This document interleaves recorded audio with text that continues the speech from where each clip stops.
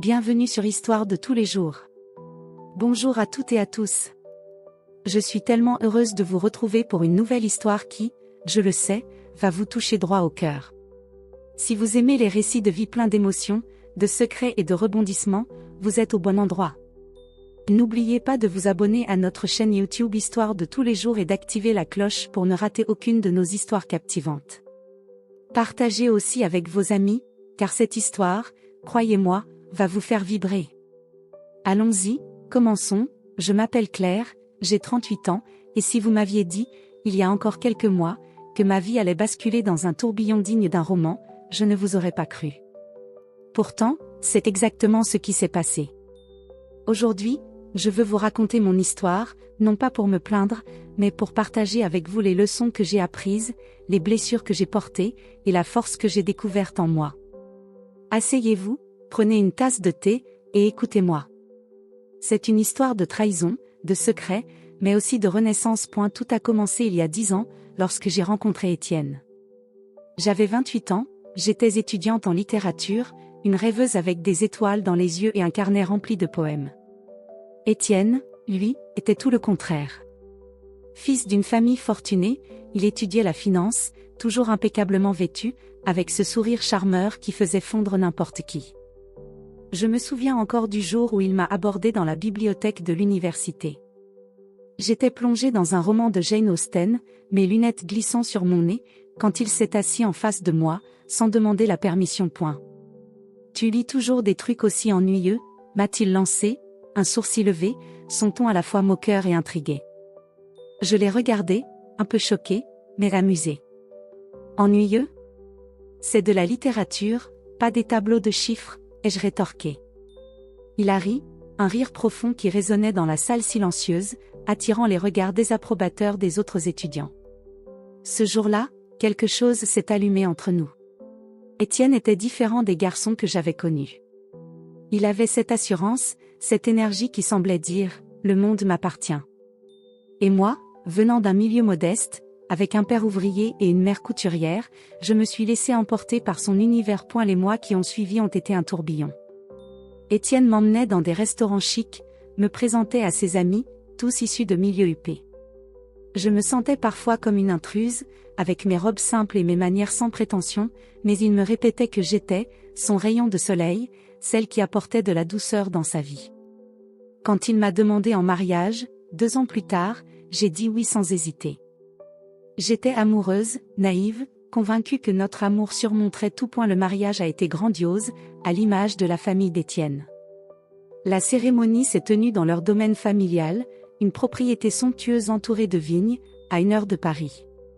Je me souviens du regard de Marguerite, ma belle-mère, ce jour-là.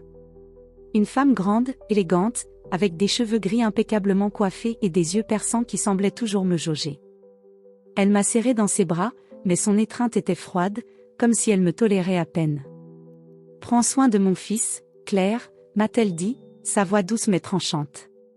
Il mérite une femme à sa hauteur. Ces mots m'ont hanté pendant des années. Étais-je à sa hauteur ? Étienne était l'héritier d'un empire financier, une entreprise fondée par son grand-père, spécialisée dans l'immobilier de luxe. Moi, je n'apportais rien d'autre que mon amour et mes rêves. Mais à l'époque, je croyais que cela suffisait. Les premières années de notre mariage ont été un mélange de bonheur et de doute. Étienne était souvent absent, accaparé par ses affaires. Il dirigeait l'entreprise avec une ambition féroce, et je voyais à peine l'homme tendre qui m'avait séduite. À la maison, il devenait exigeant, parfois méprisant. « Claire, tu pourrais faire un effort pour t'habiller mieux, non ?» me lançait-il en passant la porte, sans même me regarder. Ou encore, « Pourquoi tu ne travailles pas ? Tu passes tes journées à quoi ? À lire ?» Chaque remarque était comme une petite aiguille plantée dans mon cœur. J'avais abandonné mes rêves d'écrire un roman pour devenir l'épouse qu'il voulait, celle qui organisait des dîners parfaits, qui souriait aux côtés de son mari lors des galas.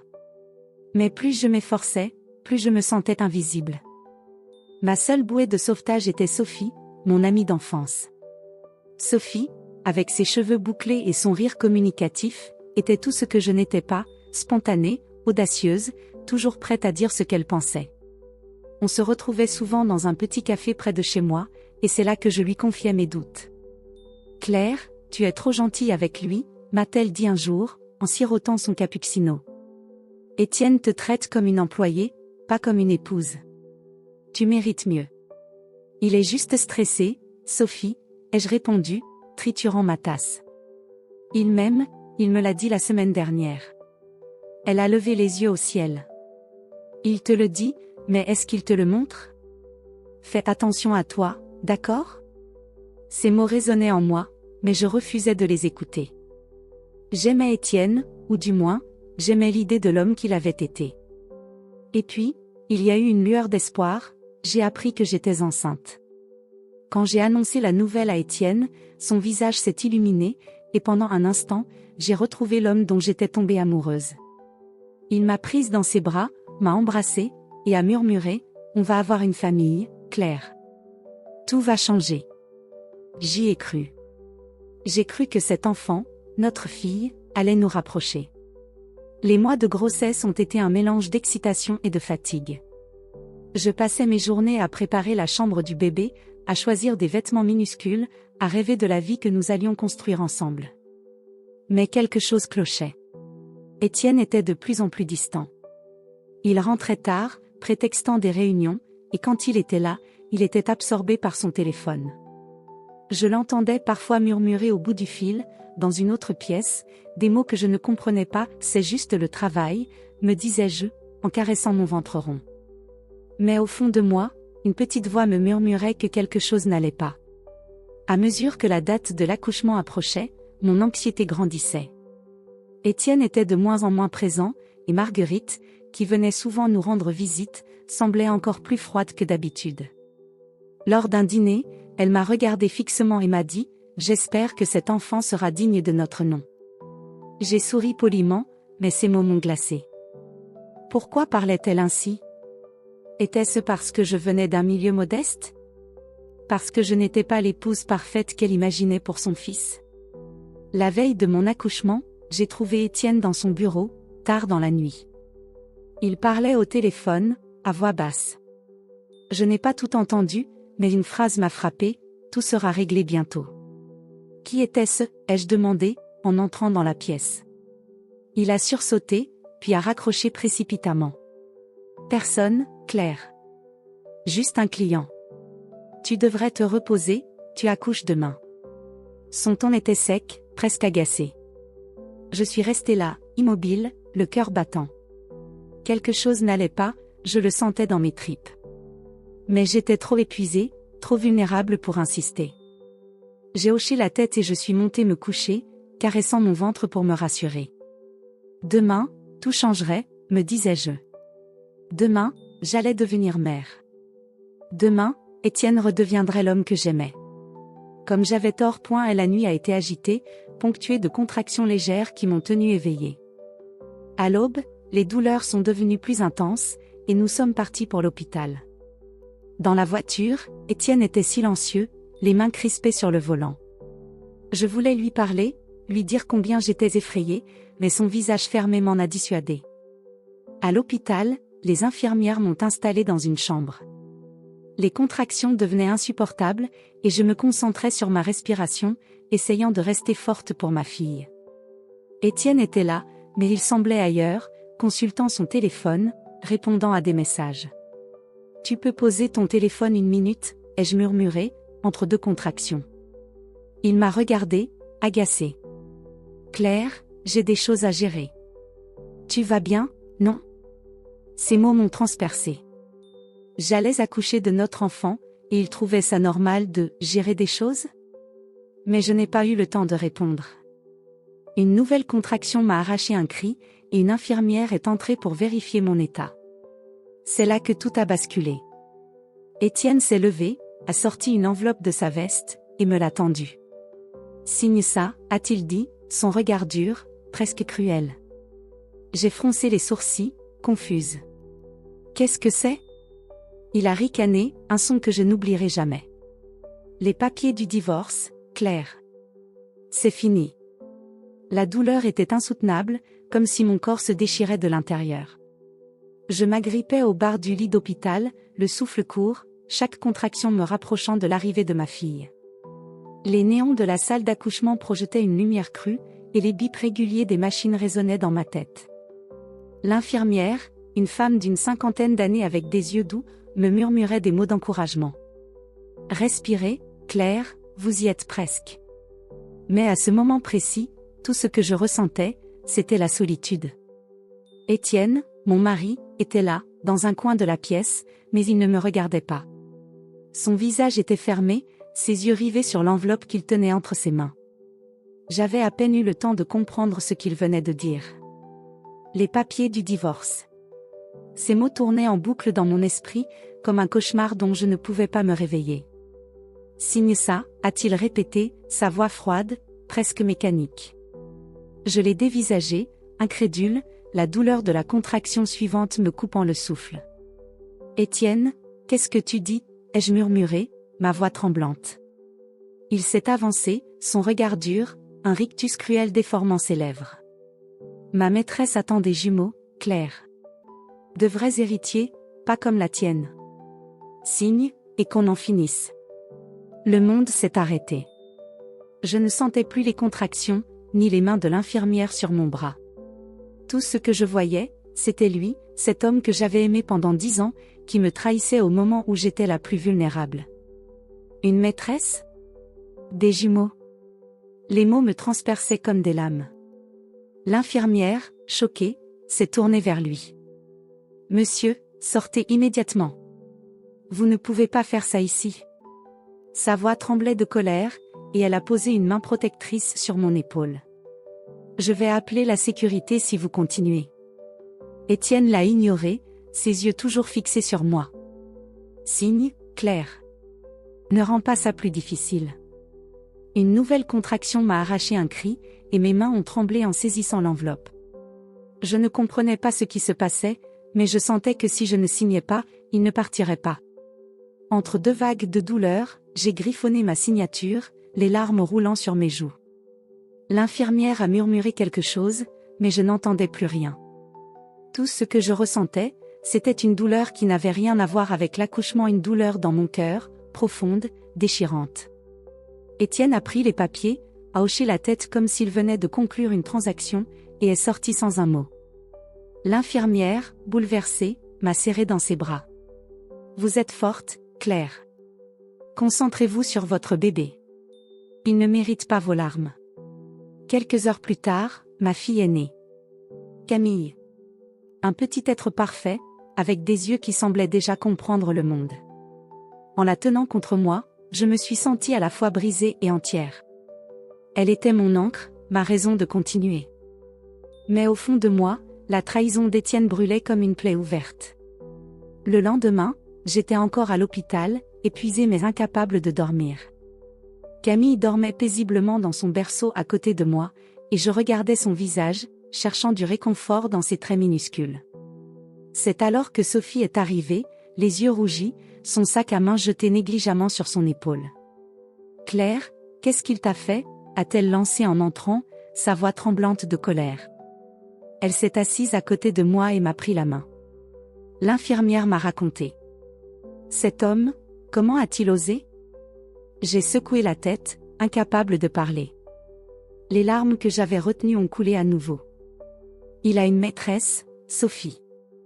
Il dit qu'elle attend des jumeaux. Il m'a fait signer des papiers de divorce pendant l'accouchement. Sophie a écarquillé les yeux, sa mâchoire crispée. Quel monstre! Claire, écoute-moi. Tu ne vas pas le laisser s'en tirer comme ça. Tu es plus forte que lui, tu l'as toujours été. Forte, ai-je murmuré, un rire amer m'échappant. Regarde-moi, Sophie. Je suis seule, avec un bébé, et mon mari veut me jeter comme un vieux chiffon. Elle m'a serré contre elle, ses bras chauds et rassurants. Tu n'es pas seule. Tu m'as, moi. Et tu as Camille. On va s'en sortir, d'accord ? Ces mots m'ont donné un peu de courage, mais la réalité pesait lourd. J'étais une nouvelle mère, sans emploi, et maintenant, sans mari. Comment allais-je faire ? Pendant que Sophie parlait, essayant de me remonter le moral, j'ai repensé au papier que j'avais signé. Que l'avais-je accepté, Au juste? Dans la panique et la douleur, je n'avais même pas lu les documents. Ce soir-là, après le départ de Sophie, j'ai reçu un appel de mon avocat, Maître Dubois. C'était un vieil ami de mon père, un homme discret mais fiable, qui avait toujours veillé sur moi depuis la mort de mes parents. « Claire, comment vas-tu » a-t-il demandé, sa voix empreinte de sollicitude. J'ai hésité, ne sachant pas par où commencer. « Pas bien, maître. Étienne, il veut divorcer. Il m'a fait signer des papiers hier, pendant l'accouchement. » Il y a eu un silence à l'autre bout du fil, puis un soupir. « Je vois. Écoute, il faut qu'on parle. Peux-tu venir à mon bureau dès que tu sortiras de l'hôpital ? Il y a des choses que tu dois savoir. » Des choses, ai-je répété, perplexe. De quoi parlez-vous ? Pas au téléphone, Claire. C'est compliqué. Mais fais-moi confiance, tu n'es pas aussi vulnérable que tu le penses. Ces mots m'ont intrigué, mais j'étais trop épuisée pour insister. J'ai raccroché, le cœur lourd, me demandant ce qu'il pouvait bien vouloir dire. Quelques jours plus tard, j'étais de retour chez moi ou plutôt, dans la maison d'Étienne, cette immense propriété qui m'avait toujours semblé trop grande, trop froide. Camille dormait dans mes bras, et je me sentais comme une étrangère dans ma propre vie. Étienne n'était pas là. Il m'avait envoyé un message laconique, « Je suis à l'hôtel. On parlera du divorce plus tard. » J'ai essayé de me connecter à notre compte bancaire commun pour vérifier nos finances, je devais acheter des affaires pour Camille. Mais en me connectant, j'ai eu un choc, le compte était vide. Complètement vide. Des années d'économie, disparues. Mon cœur s'est mis à battre à tout rompre. Était-ce Étienne ? Avait-il tout pris pour sa maîtresse ? Paniquée, j'ai rappelé Maître Dubois. Le compte est vide, ai-je crié, ma voix tremblante. Étienne a tout pris. Qu'est-ce que je vais faire ? Calme-toi, Claire, a-t-il répondu, sa voix étrangement posée. Viens à mon bureau demain matin. Il y a quelque chose que ton père m'a demandé de te dire, le moment venu. Et ce moment, c'est maintenant. Le lendemain, j'ai laissé Camille avec Sophie et je me suis rendue au cabinet de Maître Dubois, un petit bureau discret au cœur de Paris. Il m'a accueillie avec un sourire triste, puis m'a invitée à m'asseoir. « Claire, ce que je vais te dire va peut-être te choquer, » a-t-il commencé, en posant une pile de documents devant moi. Quand ton père est mort, il y a 10 ans, il m'a confié une mission. Il savait qu'Étienne et sa famille étaient, ambitieux, disons. Il voulait te protéger. Je l'ai regardé, confuse. Mon père ? Un ouvrier discret, qui avait toujours vécu modestement ? Me protéger de quoi ? Maître Dubois a poussé les documents vers moi. Ton père était plus qu'un simple ouvrier, Claire. Il était un associé de la famille d'Étienne, il y a des années. Quand il a quitté l'entreprise, il a négocié un arrangement secret. Le patrimoine familial, celui qu'Étienne pense contrôler 800 millions d'euros est à ton nom. Depuis toujours. J'ai senti le sol se dérober sous mes pieds. Quoi ? Mais, comment ? Pourquoi ? Ton père ne faisait pas confiance à Étienne ni à Marguerite, a-t-il expliqué. Il a transféré les actifs à ton nom, via un trust, pour que tu sois protégé. Étienne n'en sait rien. Il croit que l'argent est à lui. Mais légalement, tout appartient. J'étais abasourdie. 800 millions ? À mon nom ? C'était insensé. Mon père, cet homme simple qui m'emmenait pêcher le dimanche, avait orchestré un plan aussi complexe ? Pourquoi ne m'avait-il rien dit ? Et Étienne, ai-je demandé, la gorge nouée.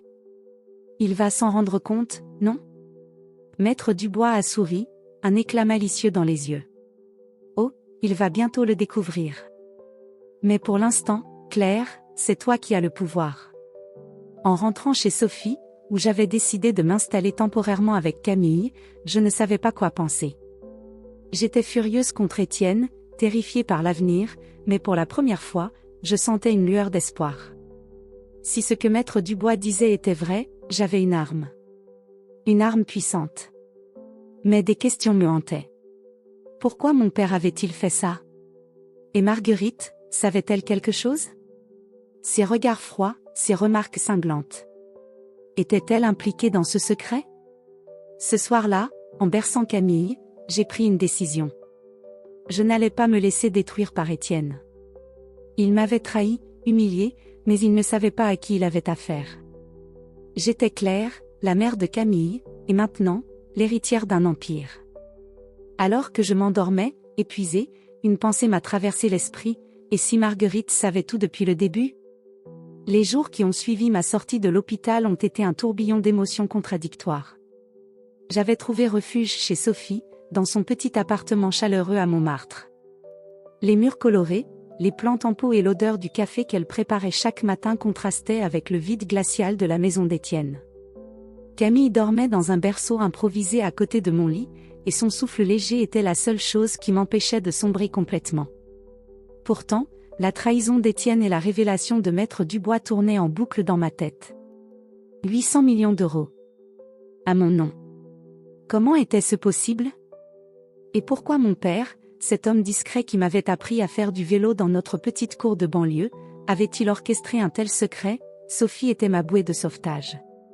Chaque soir, après avoir couché Camille, nous nous asseyions sur son canapé, une tasse de tisane à la main, et elle m'écoutait déverser mes peurs, ma colère, ma confusion.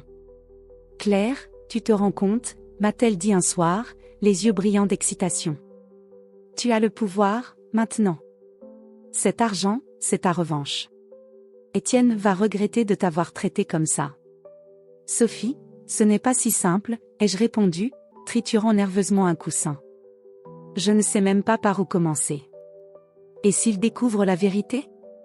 Il est déjà furieux que le compte soit vide. Elle a levé un sourcil. Furieux? Tant mieux. Laisse-le paniquer. Il mérite de sentir le sol se dérober sous ses pieds, comme il l'a fait pour toi. Ces mots m'ont fait sourire, malgré moi.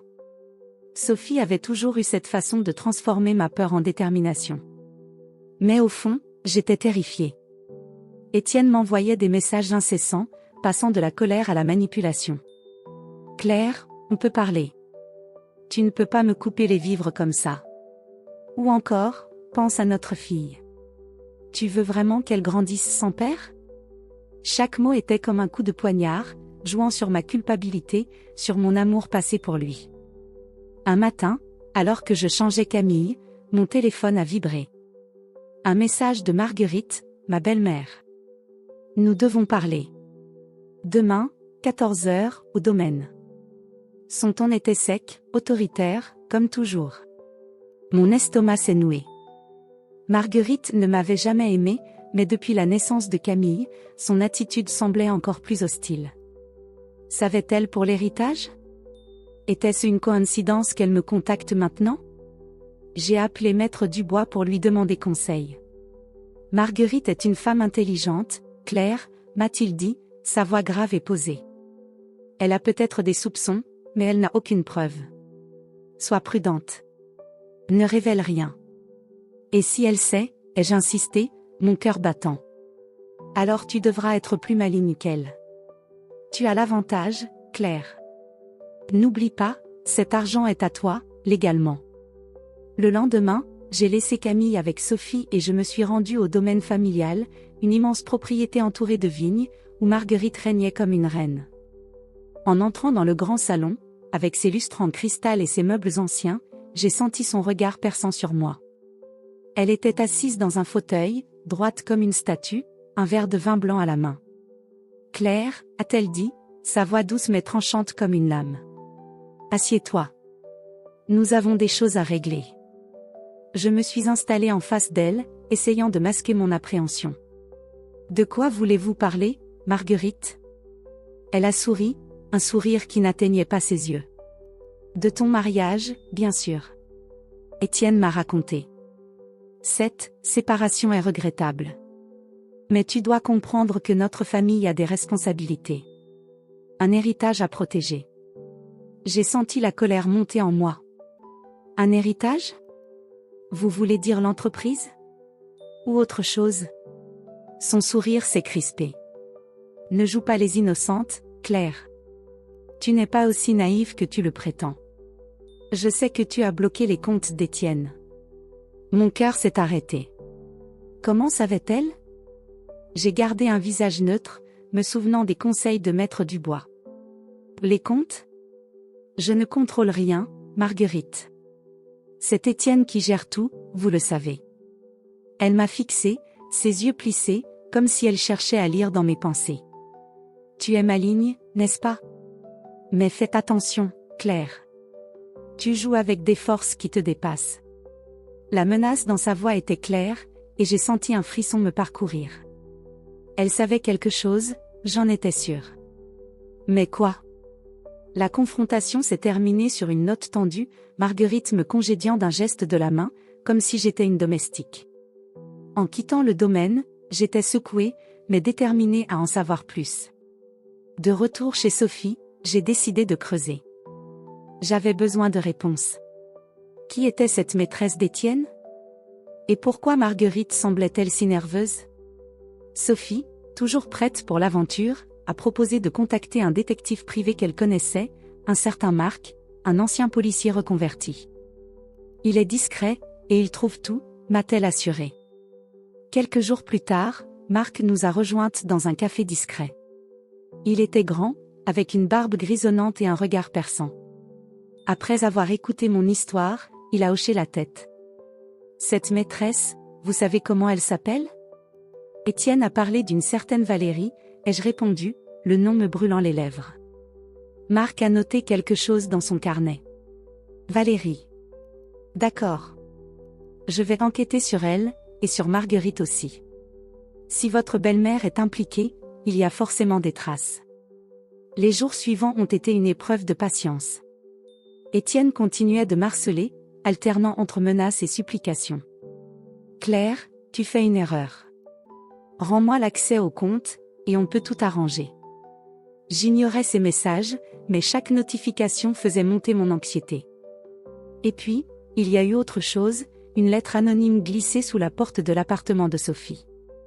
Pas d'enveloppe, juste une feuille pliée, avec un message tapé à la machine, arrête de fouiller, ou tu le regretteras. J'ai montré la lettre à Sophie, qui a blêmi. Claire, c'est sérieux. Quelqu'un te surveille. Mais qui? Étienne? Marguerite, ai-je demandé, la peur me serrant la gorge. Ou cette Valérie, a-t-elle suggéré. On doit accélérer. Marc a trouvé quelque chose. Marc nous a retrouvés le lendemain, son expression grave. J'ai des informations sur Valérie, a-t-il dit en posant une chemise sur la table. Valérie Dubois. 32 ans. Elle travaille comme consultante pour une entreprise liée à celle de votre mari. Mais ce n'est pas tout. Elle a un passé, disons, compliqué. Elle a été impliquée dans un scandale financier il y a 5 ans, et devinez qui l'a sortie d'affaire? J'ai froncé les sourcils. Qui? Marguerite. Mon sang s'est glacé. Marguerite et Valérie? Était-ce une coïncidence? Marc a continué. J'ai trouvé des traces de paiement régulier de Marguerite à Valérie, remontant à plusieurs années. Ce n'est pas clair, mais ça ressemble à une sorte d'arrangement. Et il y a autre chose. Des rumeurs suggèrent que Valérie n'est peut-être pas enceinte. J'ai senti mon cœur s'emballer. Pas enceinte? Mais Étienne a dit. Étienne croit ce qu'on lui dit, a interrompu Marc. Valérie est une manipulatrice. Elle pourrait jouer un double jeu, cette révélation a tout changé. Si Valérie n'était pas enceinte, pourquoi Étienne était-il si convaincu du contraire? Était-il manipulé? Et quel était le rôle de Marguerite dans tout ça? Les jours suivants, la tension est montée d'un cran. Étienne a engagé un avocat agressif, qui m'a envoyé une lettre officielle contestant le divorce et exigeant un accès immédiat au compte.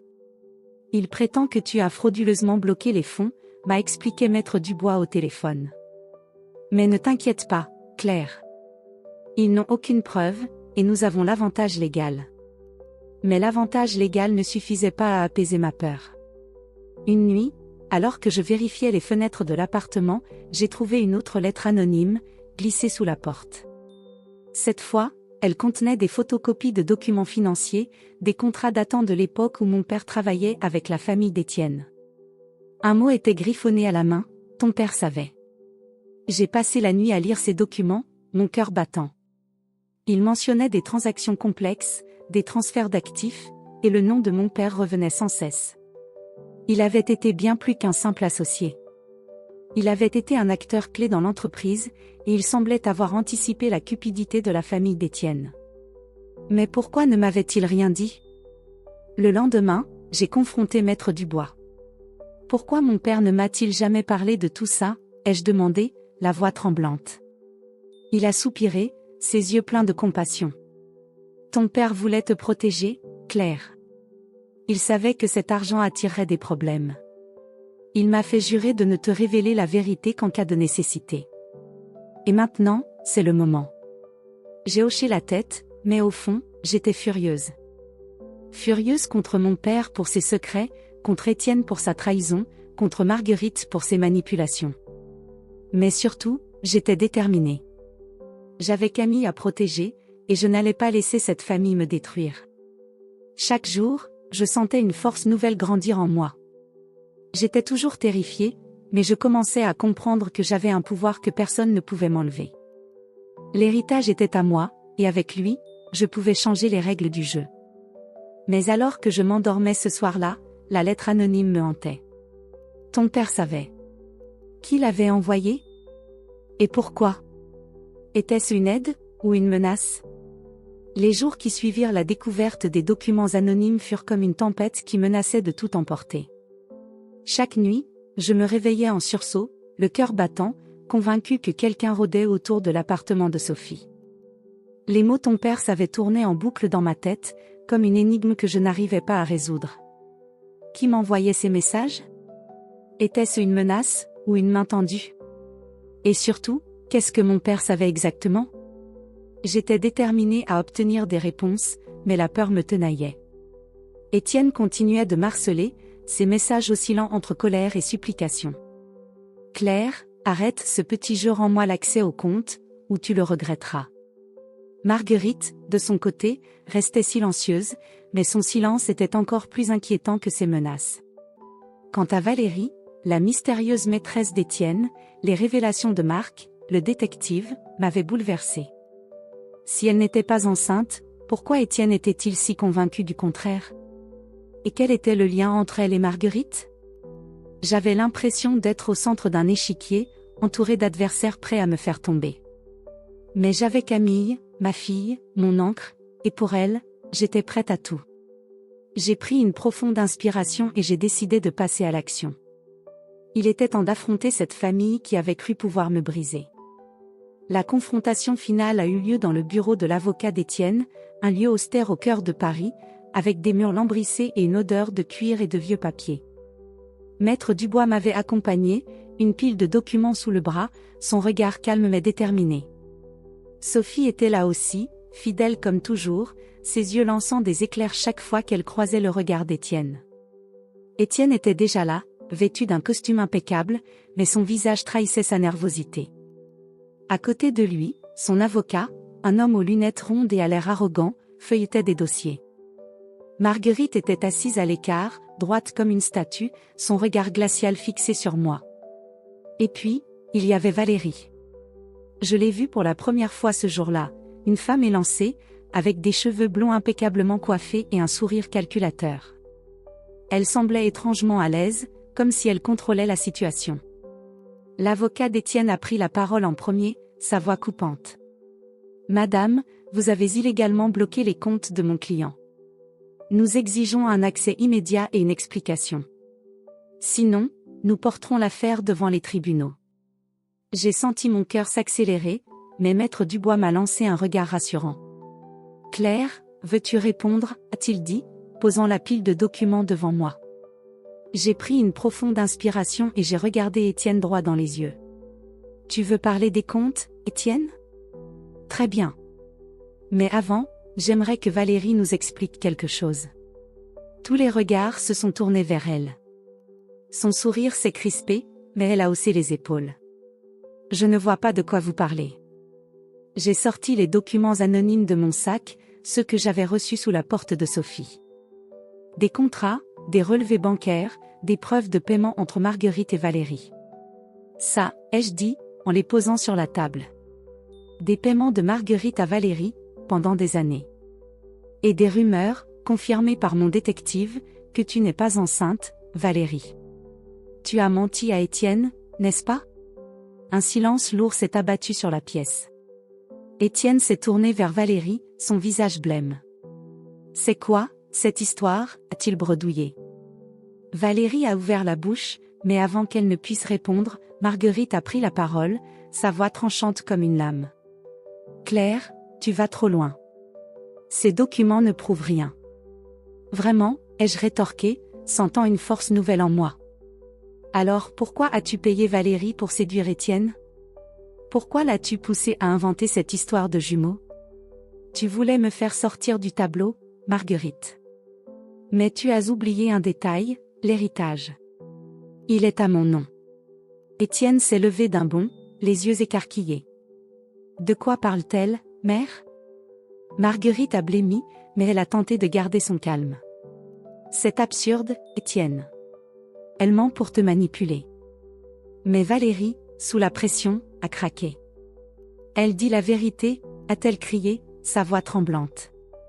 Je ne suis pas enceinte. Marguerite m'a payé pour te convaincre de divorcer. Elle voulait que Claire soit écartée, pour que l'héritage reste dans la famille.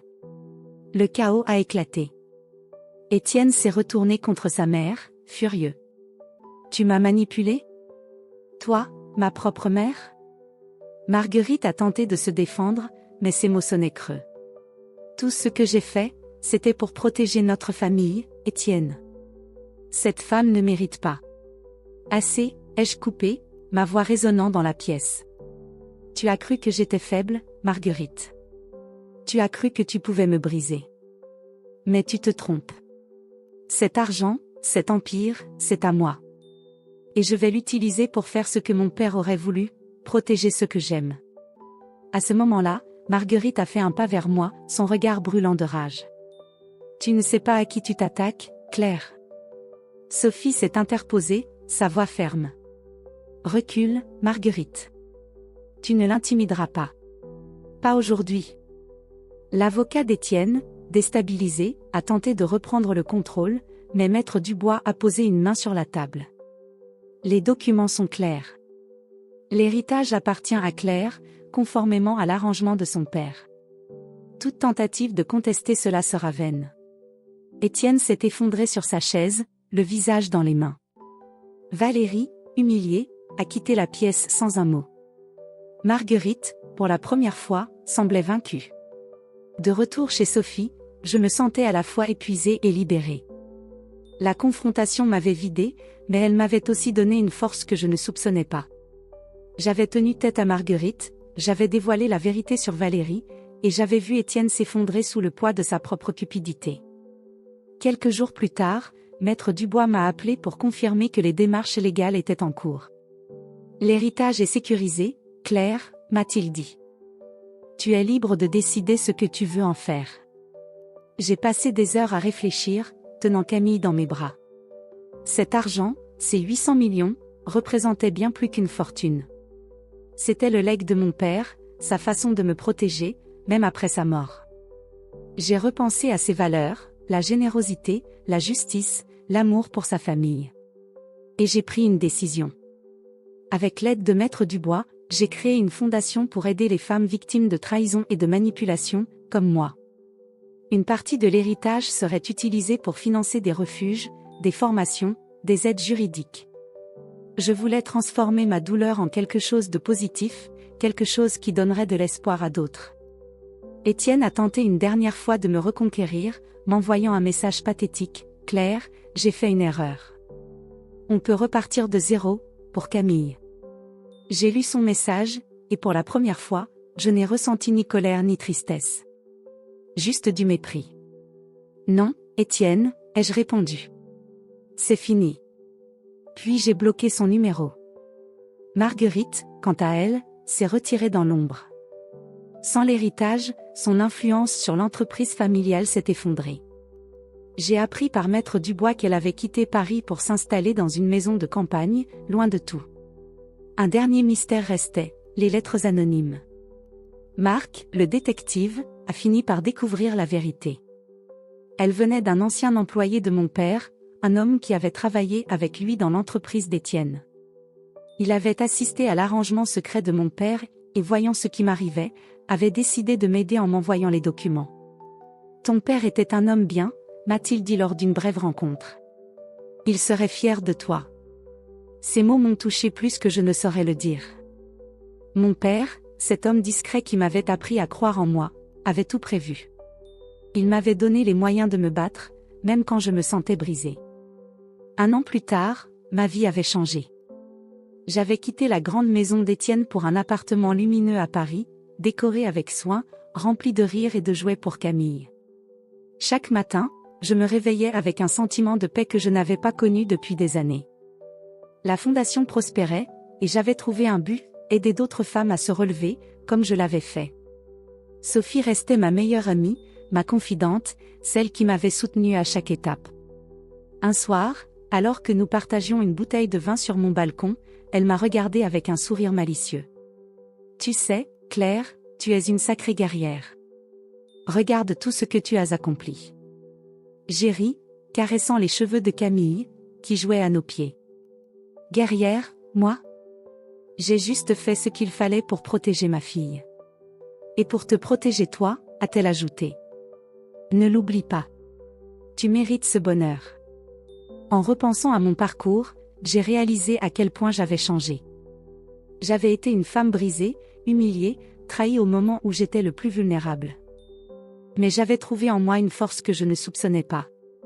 J'avais appris que l'amour véritable commence par soi-même, que l'amitié est un trésor, et que même dans les moments les plus sombres, il y a toujours une lumière à saisir. Aujourd'hui, je regarde Camille grandir, et je sais que je ferai tout pour lui offrir un monde où elle pourra être forte, libre, et aimée. Mon père m'a donné un héritage, pas seulement financier, mais aussi spirituel, la conviction que je suis assez, que je suis digne. Et à toutes celles qui m'écoutent, je veux dire ceci, peu importe ce que la vie vous inflige, vous avez en vous la force de vous relever. Vous êtes assez. Fin de l'histoire. Un dernier mot pour vous, chers spectateurs, merci d'avoir suivi l'histoire de Claire, une histoire de trahison, de secret, mais surtout de résilience. Si ce récit vous a touché, si vous avez ri, pleuré ou vibré avec nous, n'oubliez pas de vous abonner à notre chaîne Histoire de tous les jours sur YouTube. Activez la cloche pour ne rater aucune de nos prochaines histoires, et partagez avec vos amis pour qu'elles découvrent elles aussi ces récits qui parlent au cœur. Dites-nous en commentaire ce que vous avez pensé de cette histoire, et à très bientôt pour une nouvelle aventure.